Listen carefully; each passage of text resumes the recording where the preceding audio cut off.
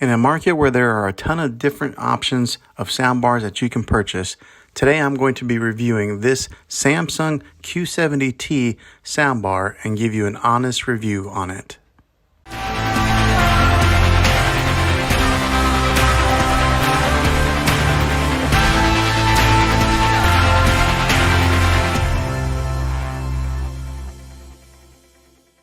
Well, hey guys, Juan here. Thanks for stopping by my channel and checking out this video. Now, this has been a pretty good soundbar for me in the short time that I have owned this, but today we're going to dive into the specifics and give you a full review of this awesome soundbar. All right, so let's talk about the cosmetics on it first to get started off. So on the top and the side here, or on the front and the top here, it's got a metal grill that's kind of gives you a little bit of that industrial feel.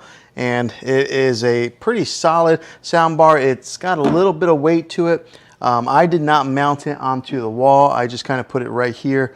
Well, basically, because I can't mount it onto the wall. I'm on a corner section here in this room, so there was no way for me to mount it. But if I did have that capability, I would probably mount it up higher just because I like that cleaner look. But I think it looks pretty good like this, just on the stand right below TV. And the way that Samsung designed this is to pair up with their television. So as you can see, it does not go up above the screen any. So that's kind of nice to give it that nice clean look. But it is a real sleek looking soundbar, and it's got the branding on the top here that says Samsung, but it's black, metal, real sleek looking. Now in the top corner over here, there's the indicator light.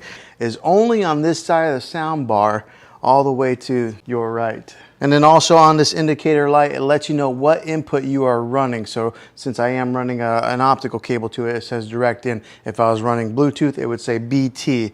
And if you're running like through an HDMI cable, it would say that also. Now the remotes on these things, they are really thin like that, so that makes it kind of easy to get lost in a couch or a chair, but they're really similar to the QLED TV remote. So let's take a good look at here. So this one here is the QLED remote, this one here is a soundbar remote. As you can see, there's not a whole lot of difference between the two. They're both real thin, they're angled like that, but yeah, they made them real similar to their QLED remote. Now, whenever you do hook in this soundbar, and if you are hooking it into a Samsung TV, then you don't need the soundbar remote. You can control everything with the TV remote. So the setup process on this soundbar was the easiest that I've ever experienced on hooking up any type of soundbar devices. As soon as I hooked it in, instantly recognized it. So there was no need of pushing a button and really pairing it to the TV. It works. Good job, Samsung. Now on the remote control for the soundbar, you can turn up the subwoofer sound and the regular sound volume. So it does give you two different options on there. Now the different sound types that this thing has, the different sound modes are standard, surround, Game Pro, and adaptive. Now the differences with these models is that surround gives you that all-around widest sound stage, particularly in like a bigger section, so it gives you that nice all-around sound.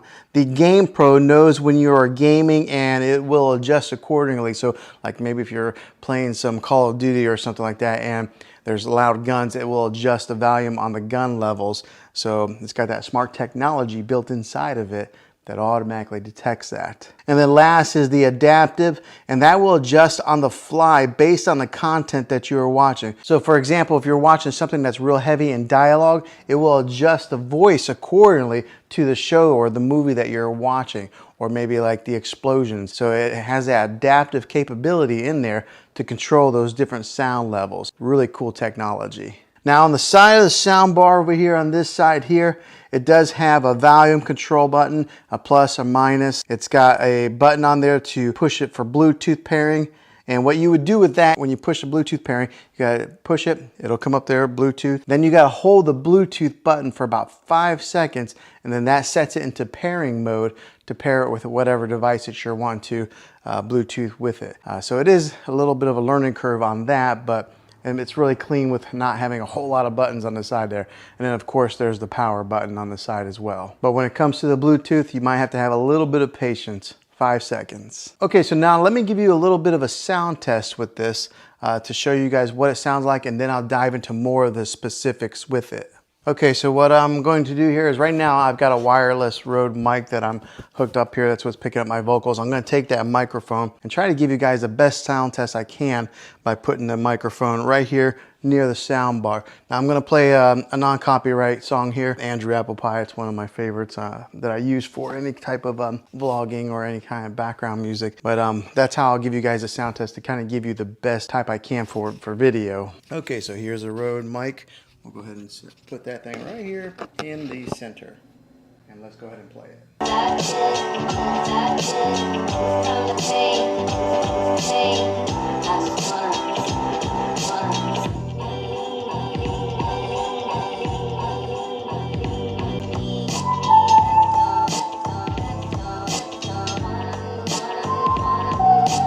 Now what I'll do is I'll take the microphone and I'll stand back as far as where I would be sitting for movie watching, and to kind of give you guys what that sound would be like if you were sitting in that type of a distance watching a movie. So let's do that test now.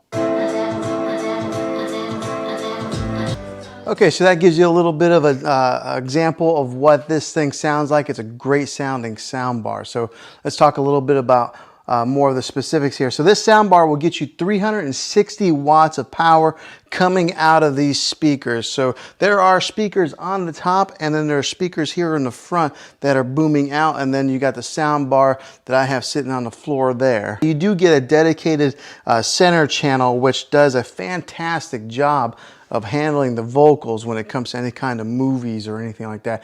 My wife and I were watching a television show the other day, and I was really surprised at how well it balanced the vocals with some of the like explosions or anything that were in the background. So that dedicated center channel does a fantastic job with that. Now with the rest of the speakers that go around the dedicated center channel, they do a fantastic job of filling in all those mids and giving you an example of what is all around there. So giving you that surround sound feel, making this sound bar sound bigger than what it really is. Gives you that crisp sound, that big bass booming sound, and then it fills the room in really nicely. Now on the top of this sound bar, along the top right here, it's got that acoustic beam technology.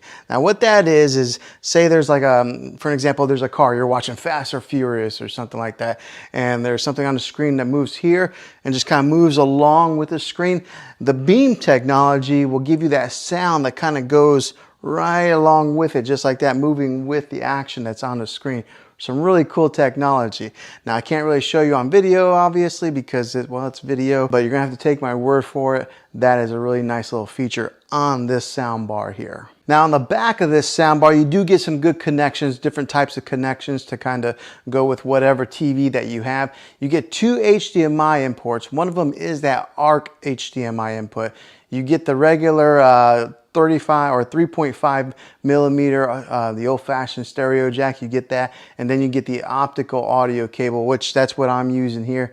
And then if you wanted to, you could even Bluetooth it with the TV, but if you have this, I recommend that you go wired in. You're going to get the best connectivity that way, and you're probably your best sound. So I have it with the optical cable, but it does have that HDMI hookup also. Whatever type of TV that you're running to with this, it'll work. Now the other great thing about this is it's not specific to the QLED. All right, if you had another Samsung TV, you could do that also.